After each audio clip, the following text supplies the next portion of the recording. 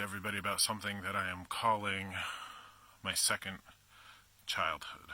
I want you to think back to when you were a young child, and no matter what it was you were looking at, whether it was your parents' faces or the blue sky or the moon or the flicker of a candle's flame, whatever it was you were looking at, you had this complete and utter bewilderment, like it was something that you had seen for the very first time. And as a child, it was something that you saw for the very first time. But I think that sense of wonder, that sense of awe and amazement, and I think it's sad that we lose that as we get older, especially as, we become jaded and ornery teenagers. Adulthood, as our society shapes it, isn't the best. It's not.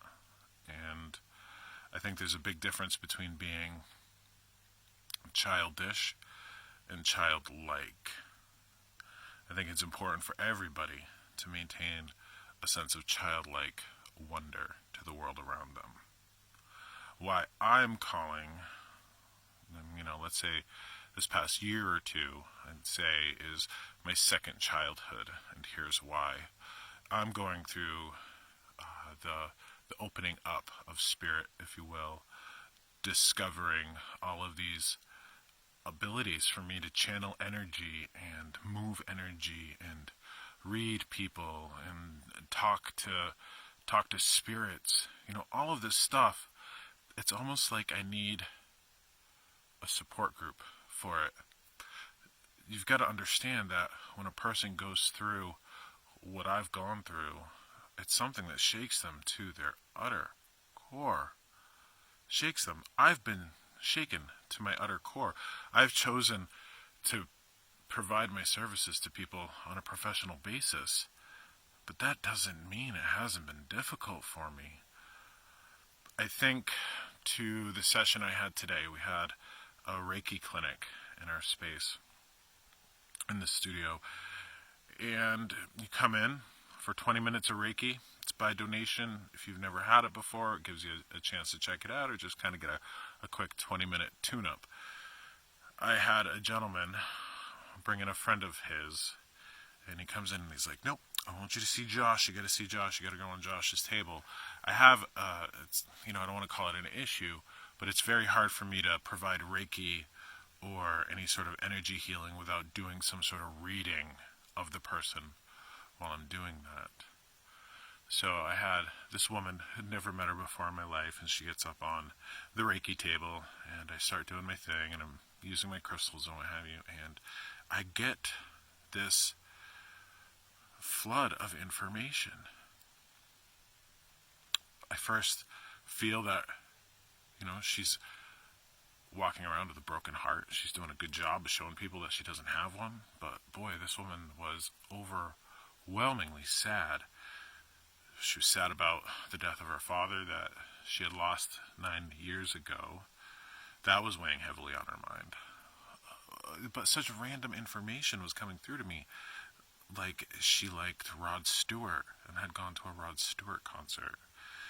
That she kept cottage cheese in her fridge to eat on a regular basis because I could sense that dairy wasn't a good thing for her body. I could tell that she had a problem with her right hip.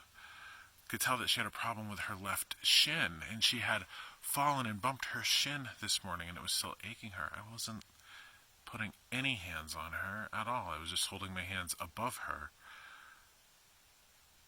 I could tell that she would sneak like devil dogs and hostess cakes. She'd sneak them. She kept a secret stash. I could tell all of this stuff.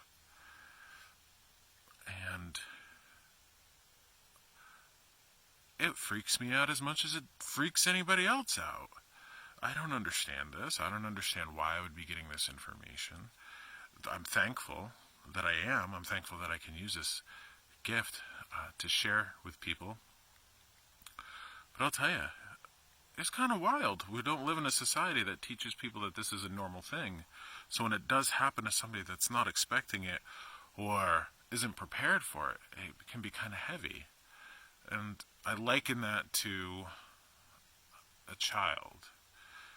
This is like my second childhood. I'm walking around after that 20-minute session with this woman. I'm still walking around right now going, how did I know that? It's wild. So not only is it wild and amazing to be the person that does it, but to have it go through you, to be experiencing that from the inside out instead of the outside in. That's kind of a wild thing. So my point is for you, whether you're intuitive or whether you can move Reiki or energy or help to heal people or work with animals or plants or spirits, whatever you do, however old you are, try to grab onto that sense of wonder. Try to grab onto that sense of childlike amazement. Doesn't mean you have to be childish, but childlike. I think that when we do that, when we appreciate life through the lens of somebody who's grateful for every day that they have, or amazed at the magic that crosses their path, I think that's a life worth living. I think that's a fulfilled life. And it's a life I'm very grateful for. If I can help somebody discover that for themselves, then I've done everything I could on this planet. So please, whatever you think of your life as it stands right now, try to look at your everyday life and the people that surround you through the eyes of a child. It might be just your second childhood as well.